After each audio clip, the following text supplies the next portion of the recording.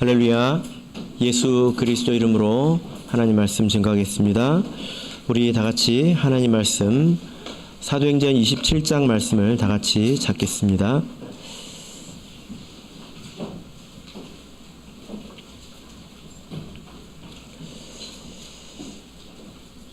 하나님 말씀 사도행전 26장입니다. 죄송합니다. 26장 1절부터 32절까지 말씀 가운데서 우리 29절만 같이 한 목소리로 읽도록 하겠습니다. 사도행전 26장 29절 말씀을 우리 같이 읽겠습니다. 시작. 바울이 가로되 말이 적으나 많으나 당신뿐 아니라 오늘 내 말을 듣는 모든 사람도 다 이렇게 결박한 것 외에는 나와 같이 되기를 하나님께 원하노이다 하니라. 아멘. 네, 오늘 이 시간은 나와 같이 되기를 하나님께 원하노이다 라는 제목으로 하나님 말씀을 증거하겠습니다. 저희 어머니께서 이제 세례를 받으신 지 10년 정도 되셨습니다. 2013년에 이제 부산교회에서 세례를 받으셨는데요. 여러분께서 잘 아시는 것처럼 본격적으로 이제 신앙생활을 하신 것은 3년 정도 이제 됩니다. 지난 그 안식일에 그 에피소드가 하나 있었는데요. 저희 친척 결혼식이 있었습니다. 이제 사회적으로 보자면 마땅히 이제 가야 될 정도의 이제 친척이었는데요. 저희 어머니께서 이제 안식이기 때문에 그곳에 이제 가지 않으셨습니다. 뭐 우리 성도로서 당연한 것 아닌가 이렇게 생각을 할 수 있지만 제가 보니까 지금 이제 저희 가정에 저희 집에 좀 긴장도가 좀 높은 상황이거든요. 왜냐하면 저희 어머니가 이제 맏며느리이시고 그리고 교회를 다니게 되면서 또 제사를 다 이제 패했고 그러니까 많은 형제들도 있고 뭐 친인척들도 있지 않겠습니까? 믿지 않는 이제 가족들이 이런 상황 자체를 지금 납득을 못하고 또 이해를 못하는 것은 우리가 또 이해할 수 있잖아요. 그죠? 아니 교회를 매주 가는데 평생 한 번 있는 이 결혼식도 못 가느냐, 못 가게 하냐, 뭐 이렇게 생각하지 않겠습니까? 그래서 제가 좀 의심을 받았습니다. 어떤 의심을 받았을까요?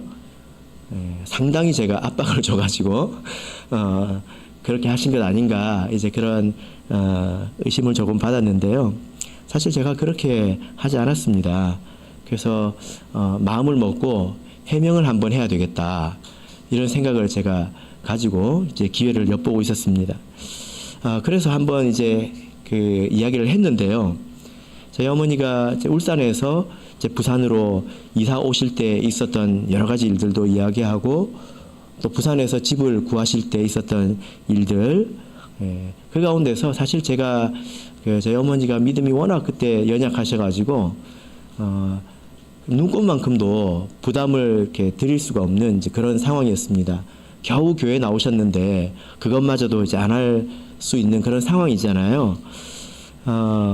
또 이제 아들이 목자 아닙니까? 그러면 그 존재 자체로도 부담이 되는데 거기다가 말 한마디를 더하면 얼마나 더 부담스럽겠습니까? 이제 그러던 어느 날 저희 어머니가 이제 병을 얻으셨고 그때 있었던 또 일들도 제가 조금 이야기하고 여러분들께서 다 아시겠지만요. 그래서 제가 결론이 뭐였냐면 지금까지 되어온 일들 가운데서 제가 주도적으로 뭘 해본 적이 없다는 것이었습니다. 제가 뭘 이렇게 해야 되겠다. 내가 어머니의 믿음을 세우기 위해서 내가 이렇게 해야 되겠다. 그렇게 해본 적이 사실 없거든요. 제가 그렇게 해명을 했습니다. 그래서 그런 많은 일들 가운데서 이제는 어머니가 사람보다 하나님을 더 두려워하기 때문에 이렇게 스스로 결정하신 것이다. 제가 그렇게 이야기를 했습니다. 그런데 제가 이렇게 해명을 하고 생각을 해보니까 정말 그렇더라고요. 제가 주도적으로 뭔가를 해본 것이 없습니다. 그저 일어나는 여러 가지 일들에 대해서, 상황에 대해서 제가 쫓아가기만 급급했더라고요. 이런 일이 생기면 제가 이렇게 해야 되고 저렇게 해야 되고 쫓아가기 위한 바빴다는 것입니다. 그래서 제가 할 수 없는 여러 가지 일들을 하나님께서 해주신 것으로 저는 믿고, 또 지난 한 주 이제 감사하는 그런 시간을 가졌습니다. 이것은 이제 작은 이제 성도와 불신자가 섞여 있는 그런 가정에서 일어날 수 있는 소소한 에피소드이지요. 그래서 제가 한번 생각을 해봤는데요. 근본적으로 제 가족들이 제가 왜 이렇게 사는지 이해할 수 없을 거라고 저는 생각이 되더라고요. 왜 내가 저 사람은 저렇게 살까?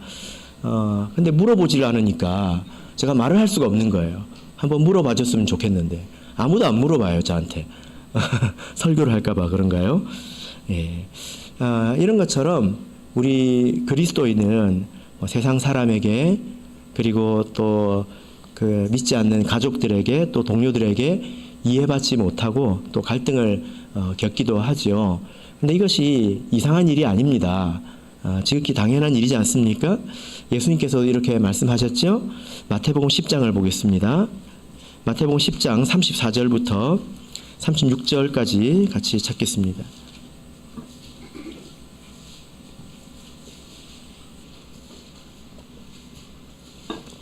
마태복음 10장 34절에서 36절까지 말씀을 우리 같이 읽겠습니다. 시작. 내가 세상에 화평을 주러 온 줄로 생각지 말라. 화평이 아니요 검을 주러 왔노라. 내가 온 것은 사람이 그 아비와 딸이 어미와 며느리가 시어미와 불화하게 하려 함이니 사람의 원수가 자기 집안 식구리라. 예. 이것은 예수님으로 인해서 갈등이 생길 것이 불가피하다. 이것은 어쩔 수 없는 것이다. 그러므로 두려워하지 마라 라고 말씀을 해주시는 것입니다. 그래서 우리가 이런 일을 이렇게 당할 때 억울하고 또 원통하게 생각할 것이 아니라 도리어 그런 사람들을 불쌍히 여기고, 또 하나님께서 기회를 주실 때에 전할 말을 우리가 마음속에 미리 준비해야 될 것입니다. 만약 여러분에게 그런 시간이 온다면, 또 그런 기회가 온다면 여러분은 왜 이렇게 사는지에 대해서 설명하실 수 있겠습니까? 내가 왜 이렇게 바보처럼 사는지 여러분 말씀하실 수 있겠습니까? 베드로는 이렇게 말했죠. 너희 안에 있는 소망에 관한 이유를 묻는 모든 자에게 대답할 것을 항상 준비하라. 이렇게 말씀을 했습니다. 아마도 바울 사도도 오랫동안 이것을 마음에 품고 있었을 거예요. 언젠가 자기가 자기 동족 앞에 섰을 때 내가 왜 이렇게 살 수밖에 없는지, 내가 왜 이렇게 살아왔는지에 대해서 말할 것을 오랜 시간 마음속으로 생각하면서 준비를 해왔을 것입니다. 그래서 드디어 이제 바울 사도가 예루살렘에 와서 그 말을 하고 있죠. 그래서 우리가 몇 차례 변론을 보았습니다. 자, 오늘 사도행전 26장 말씀은 바울 사도가 아그리빠 왕 앞에서 변론하고 있는 그런 장면입니다. 특별히 바울 사도는 자, 우리 1절에서 3절을 먼저 읽겠습니다. 성경을 먼저 읽고 말씀을 전하겠습니다. 1절에 3절 같이 읽겠습니다. 시작. 아그리빠가 바울더러 이르되 너를 위하여 말하기를 내게 허락하노라 하니, 이에 바울이 손을 들어 변명하되 아그리빠 왕이여, 유대인이 모든 송사하는 일을 오늘 당신 앞에서 변명하게 된 것을 다행히 여기옵나이다. 특히 당신이 유대인의 모든 풍속과 및 문제를 아심이다. 그러므로 내 말을 너그러이 들으시기를 바라옵나이다. 예. 바울 사도는 내가 당신 앞에서 이렇게 변명하게 된 것을 다행으로 여긴다, 다행스럽게 생각한다, 이렇게 말하고 있습니다. 왜 다행이라고 말할까요? 사실 이 다행이라는 말은 원문을 보면 복되다 이런 뜻입니다. 그러니까 내가 당신 앞에서 이렇게 말하게 된 것이 나에게 아주 복된 일입니다. 이런 뜻이에요. 이것은 립 서비스가 아니지요. 그 아그리빠를 기분 좋게 하려고 한 것이 아니라 바울 스스로 정말 그렇게 여기고 있는 것입니다. 여기서 이 복되다라는 이 말은 팔복에서 산상수훈에서 여러분 기억하시죠? 심령이 가난한 자는 복이 있나니 어떤 복이 있습니까? 천국이 저희 것입니다. 그러니까 이 일이 그런 복이 있는 일이라는 것입니다. 이렇게 사람 앞에서 자기 믿음에 대해서 증거하는 것이 하나님께서 주시는 위로가 있고 또 하나님께서 주시는 보상이 있는 그런 일이라는 것입니다. 그래서 바울 사도가 이것은 나에게 아주 복된 일이다 이렇게 말을 하고 있는 거죠. 그래서 바울 사도는 내가 아무 죄도 없이 왜 이런 자리에 끌려와서 이렇게 내가 억울하게 변명을 해야 되는가 압박감을 갖거나 억울하고 원통하게 생각한 것이 아니라 이것을 아주 복되고 또 귀한 일로 이 일을 감당하고 있는 것을 볼 수가 있습니다. 특별히 3절을 보시면 바울 사도가 더욱더 복되게 여긴 이유가 여기 있죠. 3절을 보시면 당신이 유대인의 모든 풍속과 및 문제를 아십니다. 이렇게 말하고 있습니다. 아그리빠가 유대인으로서 신앙적인 그런 배경 지식이 있기 때문에 바울 사도가 거침없이 말할 수 있다는 것입니다. 왜냐하면 다 알아들을 만하기 때문이라는 거죠. 그러므로 우리 사랑하는 성도 여러분, 여러분께서 믿음으로 인해서 손해를 당하고 핍박을 당하고 또 스스로 변호해야 되는 그런 상황이 올 때에 그런 일을 슬퍼하거나 또 두려워하거나 하지 마시고 복을 받을 일로 여기시고 그 상황을 감당하시기를 바랍니다. 그리고 여러분 속에 있는 믿음을 천천히 증거하시길 바랍니다. 특별히 오늘 바울 사도가 이 본문에서 자기 믿음을 이제 말하고 있는데요. 바울 사도가 어떻게 회심을 했고 그리고 어떻게 이렇게 섬기게 됐는지에 대해서는 사도행전에 무려 3번이나 나옵니다. 오늘이 그 3번째인데요. 오늘 이 말씀이 가장 상세하게 기록되어 있는 말씀입니다. 다른 본문에서는 기록되어 있지 않은 그런 내용도 같이 기록이 되어 있다는 거죠. 우리도 이것을 배워서 우리의 믿음을 이와 같은 형식으로 전하면 어떨까 이런 생각을 해보게 되었습니다. 이야기의 핵심은 이것이죠. 여러분 바울 사도의 변화의 중심에는 무엇이 있습니까? 바울 사도가 왜 이렇게 되었습니까? 바울 사도가 이렇게 변화가 된 것은 개인의 어떤 계획이나 의지가 아니죠. 그죠? 예. 그가 예수님을 찾은 것이 아니라 예수님이 그를 먼저 찾으셨습니다. 이것이 모든 변화의 시작이죠. 이것이 핵심이지 않습니까? 바울 사도가 다메섹으로 핍박하러 갈 때에 예수님께서 바울을 만나 주셨습니다. 이 만남이 매우 충격적이었죠. 그죠? 예. 그래서 바울 사도가 그동안 살아오면서 쌓아온 모든 노력들 그리고 명성들 이런 것들을 다 뒤집어 엎는 그런 일이었습니다. 이것이 변화의 시작이었죠. 만약에 바울 사도가 예수님을 만나지 않았다면 그의 인생은 완전히 다른 그런 인생이 되었을 것입니다. 그래서 바울 사도의 변화의 핵심은 예수님께서 바울을 찾아오신 것입니다. 바울을 만나신 것이죠. 간혹 우리 성도들이 이런 생각을 합니다. 나도 이렇게 예수님을 만났으면 좋겠다 이렇게 생각을 하죠. 그것이 합당한 생각일까 제가 생각을 해봤는데요. 좀 모호한 생각인 것 같습니다. 만약에 우리가 그런 생각에 머물러 있으면 우리 신앙의 성장이 더딜 수밖에 없을 것 같습니다. 자, 오늘 본문을 보시면 바울 사도는 무엇을 보았을까요? 자, 우리 26장 13절을 보겠습니다. 자, 26장 13절을 읽겠습니다. 시작.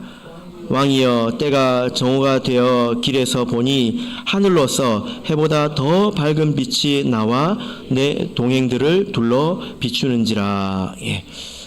하늘에서 큰 빛이 나와서 자기를 둘러 비췄습니다. 그리고 나서 바울사도는 어떻게 되었습니까? 눈이 멀었지요. 그죠?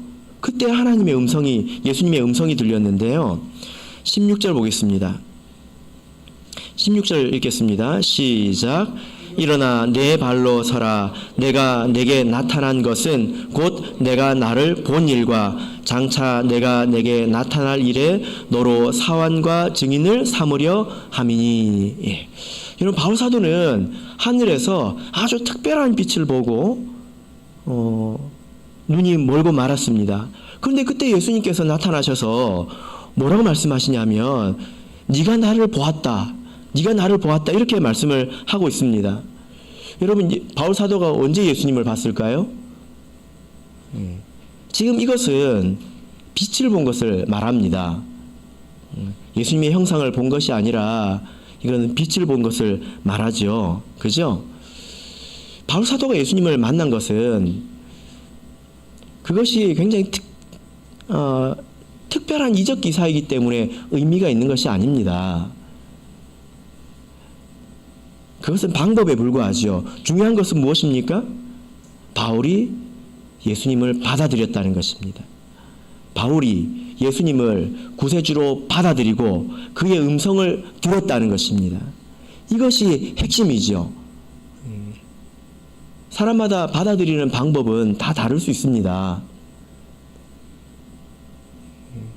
중요한 것은 예수께서 천지의 주제시고 참 하나님이신 것, 구세주이신 것, 그리고 그의 말씀을, 그 하나님의 말씀으로 내가 믿고 받는 것, 이게 중요한 것이죠.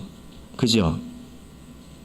그리고 그 이후에 바울사도는 이게 눈이 먼 채로 다메섹으로 들어가서 안수받을 때에 성령을 받았습니다. 그리고 세례를 받았습니다.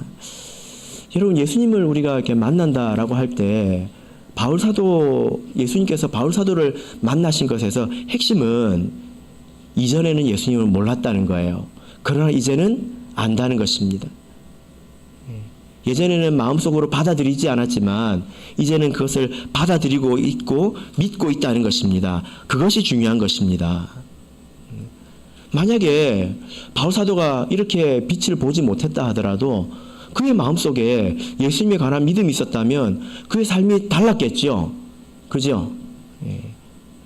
기적을 체험한 것이 중요한 것이 아닙니다. 이렇게 보자면 우리 성도님들께서는 이미 이렇게 하고 계시지 않습니까? 여러분께서는 이미 예수님을 구세주로, 천지의 주제로 여러분 속에 믿고 있지 않습니까? 그리고 하나님께서 주시는 말씀을 나에게 주시는 말씀으로 믿고 받고 있지 않습니까? 그러면 된 것입니다. 자칫 나에게는 어떤 초월적인 그런 경험이 없다. 이것은 핑계가 될 수 있어요. 사실 그것은 전혀 다른 문제입니다. 우리는 예수님께서 이미 택하셔서 바울과는 다른 방식으로 우리의 마음에 예수님이 새겨진 그런 사람들입니다. 간혹 우리가 예수님을 만나자 뭐 이런 이제 표현을 하기도 하는데요. 어떤 의미인가요? 그것은 요한계시록 3장 20절을 우리 보겠습니다. 요한계시록 3장 20절입니다.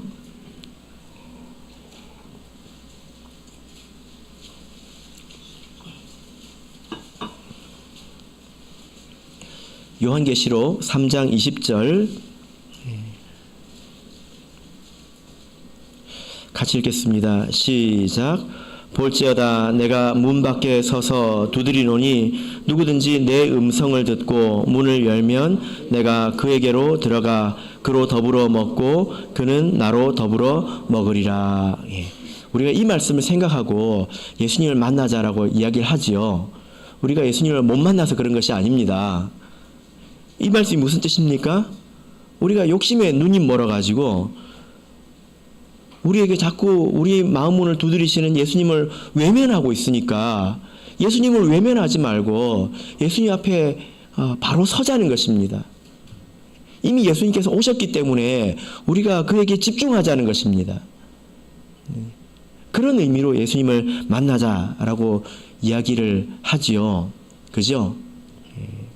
우리는 이미 예수님을 영접한 사람들입니다. 마음속에 밝은 빛이 있는 사람입니다. 그렇기 때문에 우리도 바울 사도 같은 변화된 삶을 살 수 있는 거죠. 만약에 바울 사도가 이렇게 초월적인 이적을 체험하지 못했다 하더라도 그의 마음속에 예수님이 새겨졌다면 그는 동일하게 살았을 것입니다. 왜냐하면 그는 양심적이기 때문이죠. 그러므로 오늘 우리도 예수님을 마음속에 받아들였다면 바울 사도처럼 변화된 삶을 우리도 살 수 있는 것입니다. 바울이 예수님을 만난 이후에 이제 변화가 되었는데요. 어떤 변화가 있었다고 말을 하고 있을까요? 자, 4절 5절을 보겠습니다. 4절 5절 자, 우리 같이 읽겠습니다. 시작. 내가 처음부터 내 민족 중에와 예루살렘에서 젊었을 때 생활한 상태를 유대인이 다 아는 바라. 일찍부터 나를 알았으니 저희가 증거하려 하면 내가 우리 종교의 가장 엄한 바를 쫓아 바리새인의 생활을 하였다고 할 것이라. 바울 사도가 먼저 이야기하고 있는 것은 자기가 믿기 전에 어떤 사람이었는지 유대인들이 이미 다 알고 있다, 이렇게 말을 하고 있습니다. 이렇게 말을 하기가 쉽지 않지요. 바울 사도가 이렇게 이제 말하는 것을 보자면 바울 사도는 회심하기 전에도 어려서부터 아주 유력한 사람, 아주 능력 있고 유명한 사람이었다는 것을 우리가 알 수 있습니다. 유대인들이 나에 대해서 다 안다, 이렇게 말을 하기가 쉽지 않잖아요. 그죠? 바울 사도가 이런 말을 왜 하고 있습니까? 여기서 말하는 것은 예수로 인하여 이것을 다 버리게 되었다는 것입니다. 이것이 예수님을 믿는 믿음이 우리 삶에 가져온 변화이죠. 빌립보서 3장을 보겠습니다. 바울 사도는 여기서 다시 한번 이렇게 말하고 있습니다. 빌립보서 3장 4절에서 6절을 보겠습니다.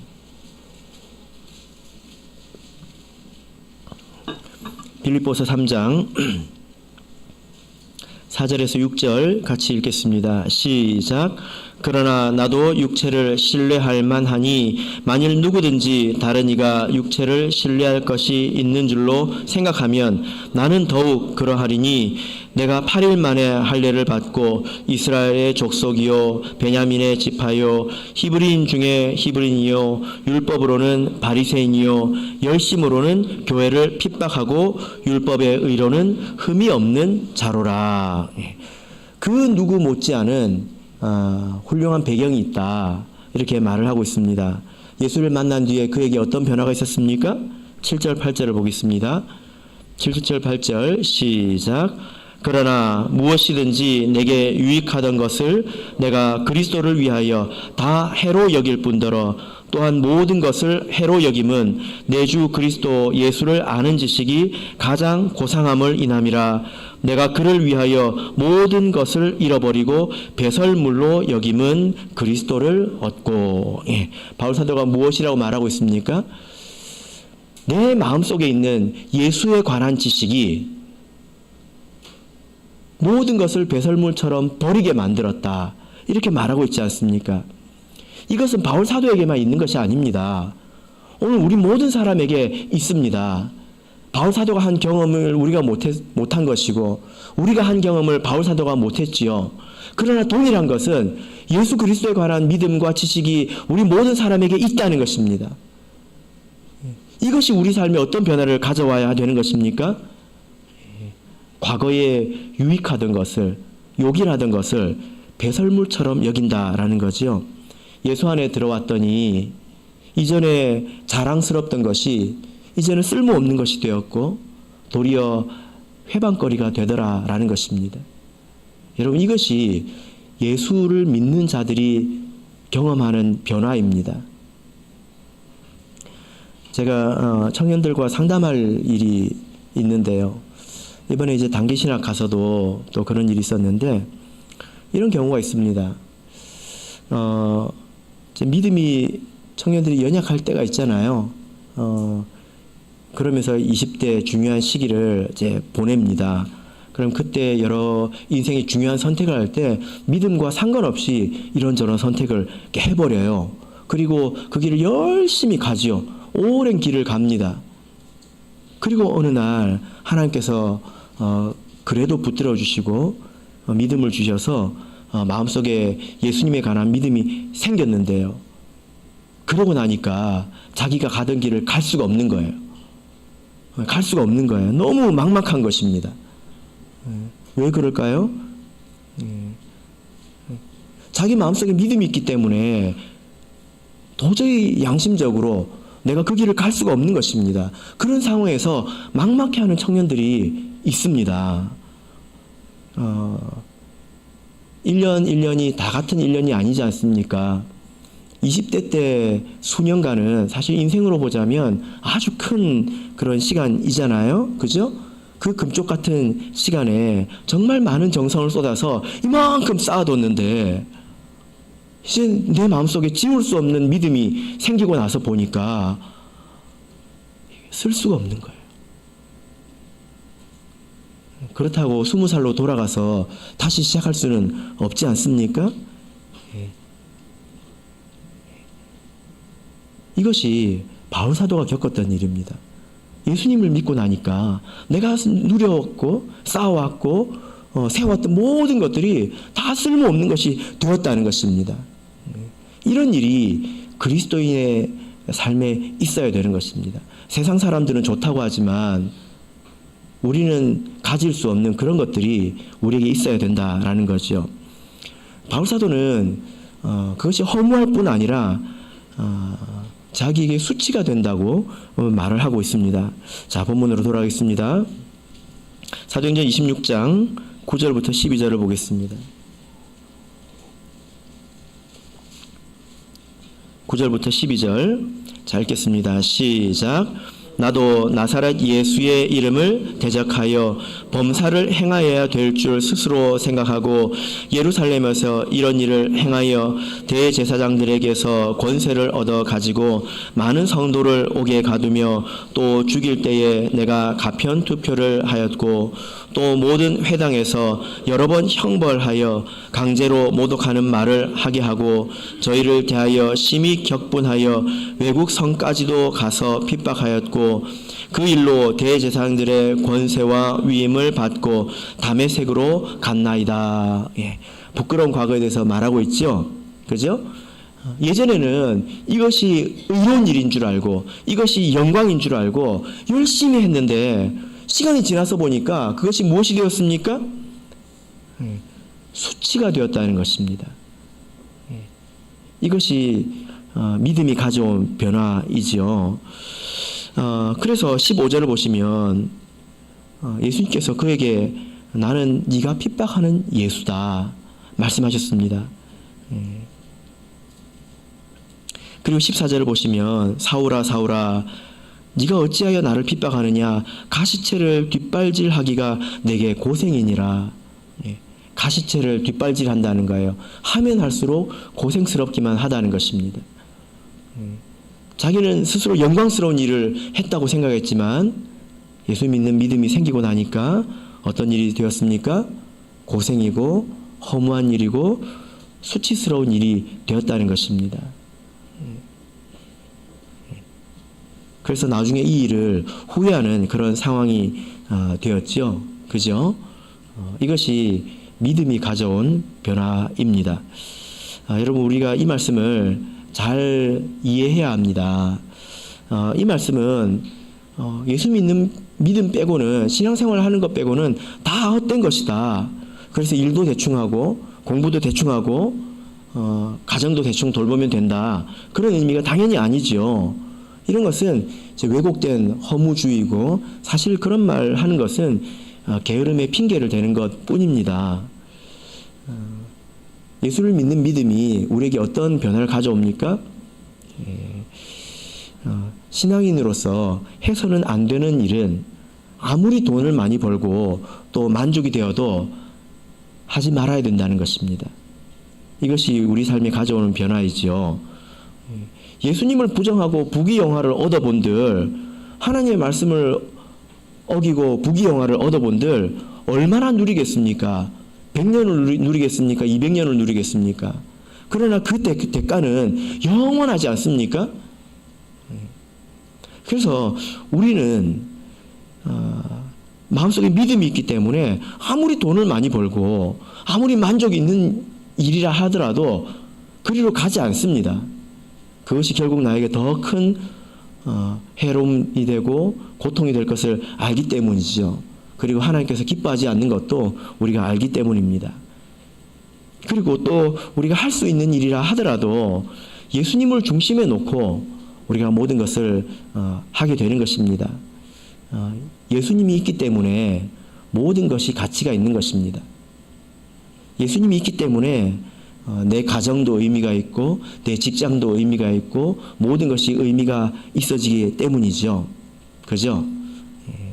이것이 예수 믿는 자들이 가져오는 변화라는 것입니다. 이것은 내 마음속에 있는 믿음을 정직하게 대면할 때에 이런 변화를 우리가 가져올 수 있습니다. 왜 다른 사람을 볼까요? 누구는 저렇게 하는데 누구는 저렇게 하는데 다른 사람이 이렇게 하고 저렇게 하는 것이 나에게 뭐가 중요합니까? 그게 뭐가 중요합니까? 그게 내 불신앙적인 선택의 이유가 되는 건 아니잖아요. 핑계가 되는 건 아니지 않습니까? 사실 어린아이들도 다 압니다. 예수님을 믿는 사람이 어떻게 해야 되는지 다 압니다. 이것은 예수님을 믿지 않아서 생기는 일이 아니라 외면하기 때문에 생기는 일이고 양심을 저버리기 때문에 생기는 일이죠. 이제 우리는 그러지 말아야 되겠습니다. 예수님을 믿고 바울 사도의 인생에 이렇게 후회만 남은 것은 아닙니다. 그죠? 그동안에 했던 것이 다 쓸모없는 일이고 그런 후회만 남는 것은 아니죠. 자, 본문으로 돌아가겠습니다. 16절부터 18절 같이 읽겠습니다. 바울 사도는 이제 새로운 소망, 새로운 삶의 의미를 찾게 됩니다. 자, 16절에서 18절 우리 같이 읽겠습니다. 시작. 일어나 내 발로 서라. 내가 내게 나타난 것은 곧 내가 나를 본 일과 장차 내가 내게 나타날 일에 너로 사원과 증인을 삼으려 함이니 이스라엘과 이방인들에게서 내가 너를 구원하여 저희에게 보내어 그 눈을 뜨게 하여 어두움에서 빛으로 사단의 권세에서 하나님께로 돌아가게 하고 죄 사함과 나를 믿어 거룩해 된 무리 가운데서 기업을 얻게 하리라 하더이다. 예수님께서는 바울 사도를 부르실 때 그저 멈추게 하기 위해서 부르신 것이 아니라 다른 곳으로 가게 하려고 부르셨죠. 그래서 이 부르심 안에는 목적이 있다는 것입니다. 새로운 삶의 이유가 있다는 것입니다.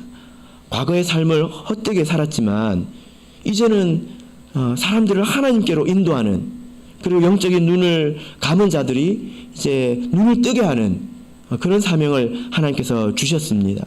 그래서 세상 사람들로 하여금 무엇이 허무한 것인지 알게 하고 또 자기 앞에 놓인 문제가 무엇인지 알게 하고 깨닫게 해주고 그 영적인 눈을 뜨게 해서 살아계신 하나님을 만나고 섬기게 하고 영생을 얻도록 그 일을 할 수 있는 사명을 이제 받지 않았습니까? 그래서 우리 그리스도인들은요, 하나님을 믿을 때 하나님 믿으면 이것도 하지 말라고 그러고 저것도 하지 말라고 그러고 그것만 있는 게 아닙니다.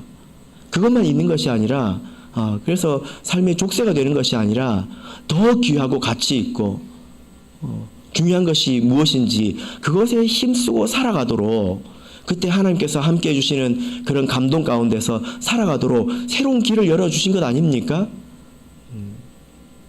우리가 그것을 알고 찾아야 한다는 것이죠. 우리가 예수님 말씀을 통해서 그것을 배우고 그렇게 삶을 이렇게 살아가야 하는 것입니다. 여러분께서는 하나님께서 나에게 원하시는 것이 무엇인지 알고 계십니까? 그리고 그것을 행하고 계십니까? 예전에 제가 이런 이야기를 이렇게 들었습니다. 우리가 하나님 앞에 가면 내가 하나님 앞에 한 게 무엇일까 이런 그런 생각을 하고 이제 근심을 느낄 수 있잖아요.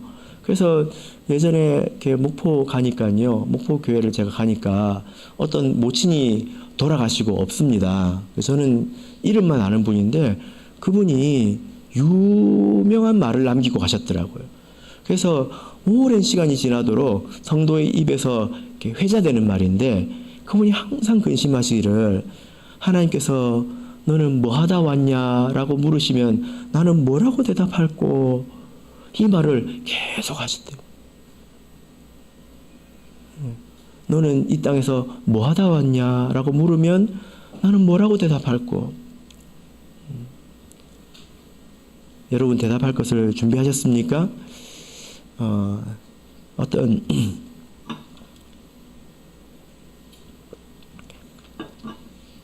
사모님께서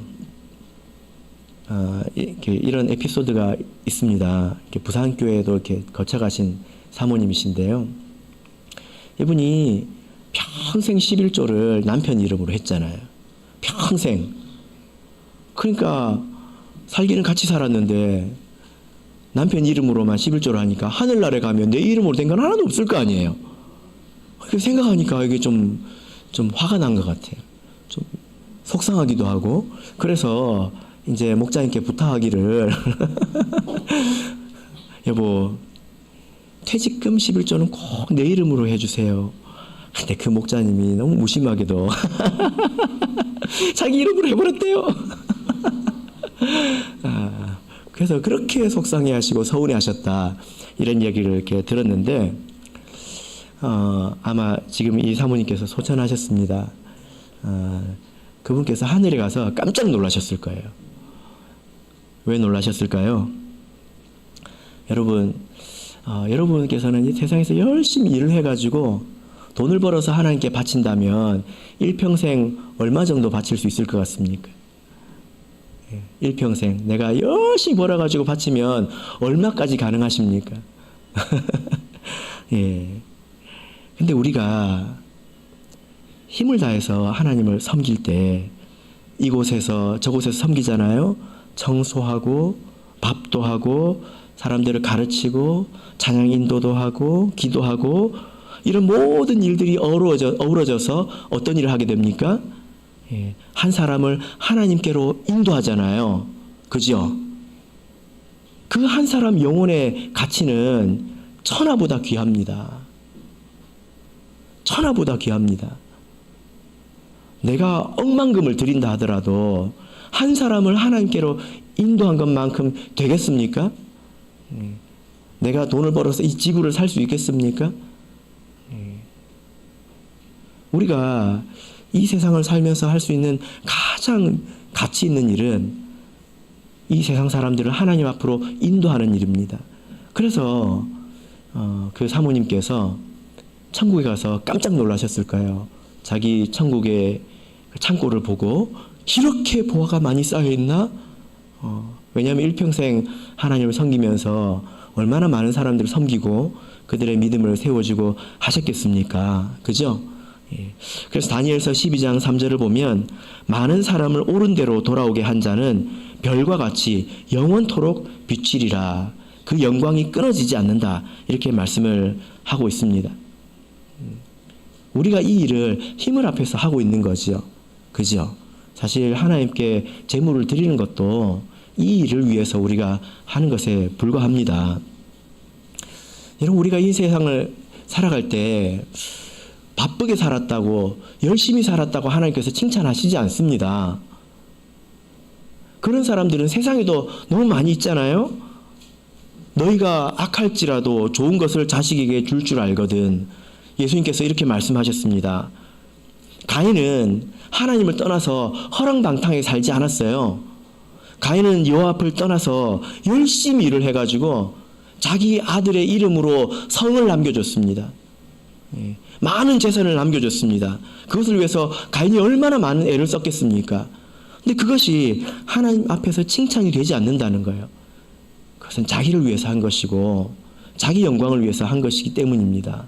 바쁘게 살았다고 해서, 분주하게 살았다고 해서 하나님께서 칭찬하시지 않습니다.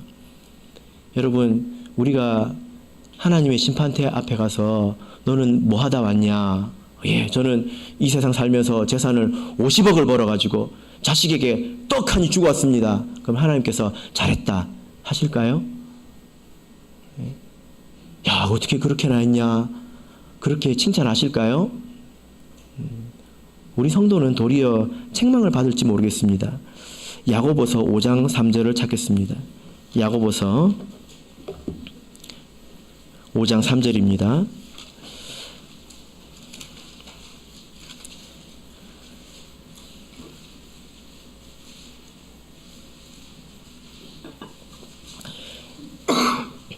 야고보서 5장 3절 같이 읽겠습니다. 시작. 너희 금과 은은 녹이 쓸었으니 이 녹이 너희에게 증거가 되며 불같이 너희 살을 먹으리라. 너희가 말세에 재물을 쌓았도다. 그것이 도리어 우리 심판의 증거가 된다. 이렇게 말씀을 하고 있습니다. 우리 삶의 가치가 어디에 있습니까? 바보처럼 노아처럼 마지막 시대에 구원의 방주를 짓는 것이죠. 그래서 사람을 그 안으로 인도하는 것이지 않습니까? 하나님의 형상을 자기 자녀에게 전승하고 또 복음을 전하고 우리 성도들의 믿음을 세우는 것, 이것이 가장 귀한 일입니다. 세상을 보고 속지 마세요. 좋은 집에 살고 좋은 차를 몰고 다니고 그런다고 해서 좋은 것이 아닙니다. 하나님께서 기억해 주시지 않습니다. 가장 가치 있는 일은 영적으로 사람들의 눈을 뜨게 해주는 것입니다. 하나님 앞으로 인도하는 거지요. 우리가 매 안식일 힘을 합쳐서 그 일을 하고 있지 않습니까? 그 일을 하기 위해서 우리가 이것도 하고 저것도 하고 다른 사람들의 믿음을 세워주기 위해서 노력을 하고 있지 않습니까? 이것이 참으로 잘하고 있는 일이라는 것입니다. 그래서 우리가 왜 이렇게 살아가는지에 대해서 여러분 믿음을 가지시고 꼭 증언하시기를 바랍니다. 바울사도가 이렇게 간증을 했을 때에 아그리빠 왕이 이것을 들었죠? 그죠? 예, 들었습니다. 그리고 베스도 총독도 이것을 들었습니다. 그들의 반응이 어땠을까요? 이 감동적인 간증을 듣고, 자, 우리 사도행전 26장을 보겠습니다. 자, 24절 같이 읽겠습니다. 24절 읽겠습니다. 시작. 바울이 이같이 변명하매 베스도가 크게 소리하여 가로되 바울아 내가 미쳤도다.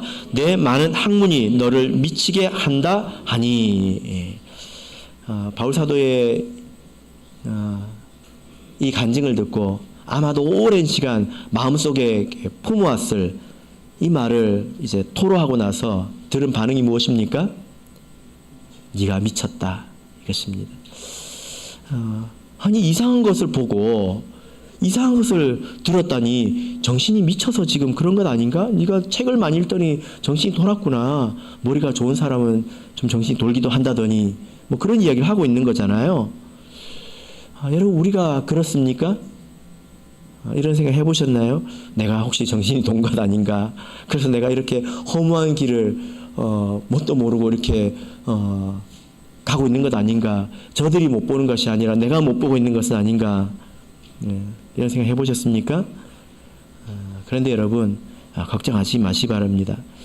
우리가 믿고 있는 것, 우리가 경험한 것은 충분히 객관적입니다.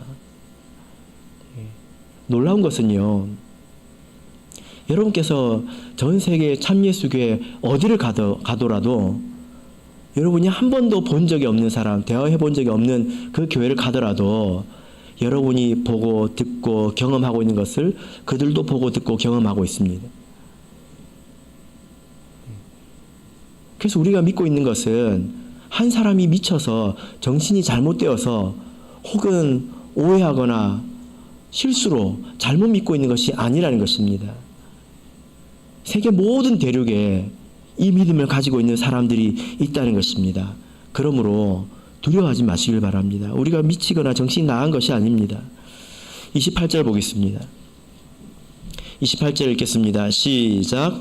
아그리빠가 바울더러 이르되 내가 적은 말로 나를 권하여 그리스도인이 되게 하려 하는도다. 예. 아그리빠 왕은 바울 사도의 말을 듣고 이렇게 말을 했습니다. 바울 사도가 말을 했으면 그 말이 옳은지 그런지에 대해서 그걸 말해야 될 거 아니에요? 그죠? 네 말이 옳다, 네 말이 틀리다. 근데 지금 무엇을 말하고 있습니까? 네가 적은 말로 나를 그리스도인이 되게 하려 한다. 예. 이것은 횡설수설을 하는 거죠. 예. 여러분, 이것은 바울 사도의 실패가 아닙니다. 바울 사도가 잘못 증거해서 잘못 간증해서 그런 것이 아닙니다. 예. 부족해서 그런 것이 아닙니다. 이들의 귀가 가려워져 있는 것이죠. 그래서 우리도 이렇게 내가 전할 때 내 믿음의 이유를 말할 때에 실망하거나 낙담할 필요 없습니다. 그들이 듣지 않는다 하더라도 실망할 필요 없습니다. 바울 사도도 안 들었잖아요. 그죠? 예. 디모데 후서를 보겠습니다. 디모데 후서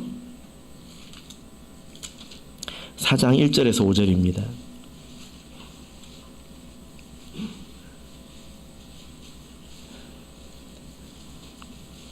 바울 사도가 이렇게 자기 믿음에 대해서 이야기할 때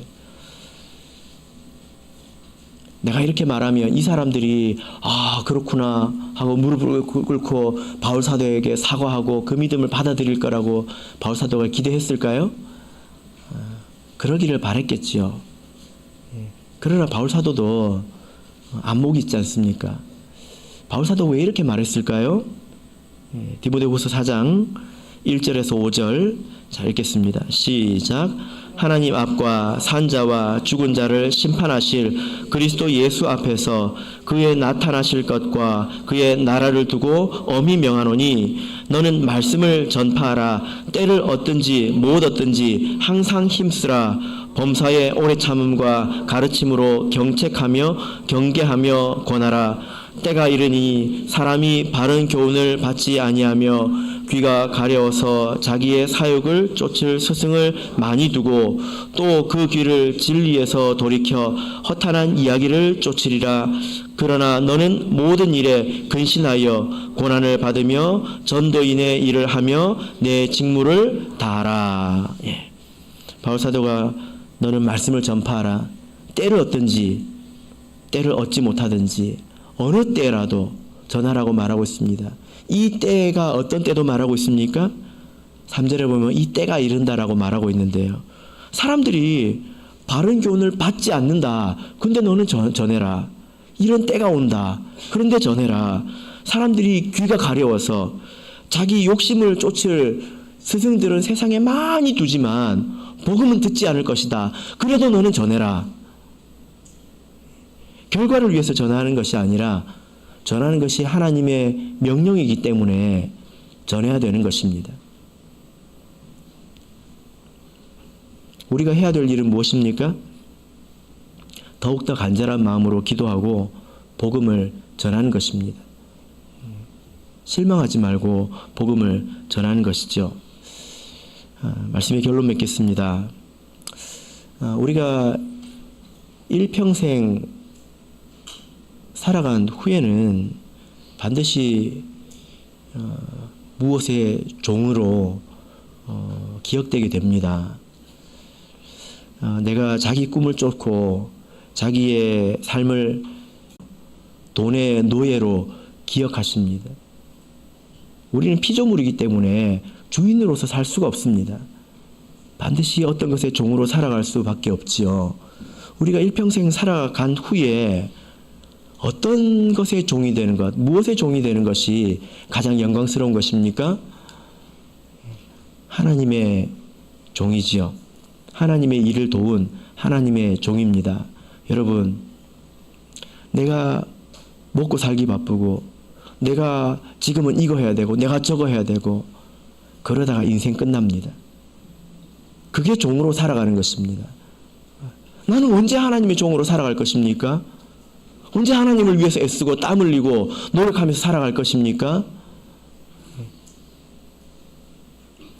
우리의 선택과 우리의 희생이 여기서 필요하다는 것입니다. 바라옵기는 바울 사도처럼 우리 속에 있는 예수 그리스도의 믿음을 정직하게 직면하셔서 배설물처럼 버릴 것을 버리시고 마땅히 살아가야 될 인생을 살아가시길 바랍니다. 그때 하나님께서 여러분들을 영광스러워 하실 것입니다. 그런 저와 여러분이 되시기를 예수 그리스도 이름으로 축복합니다.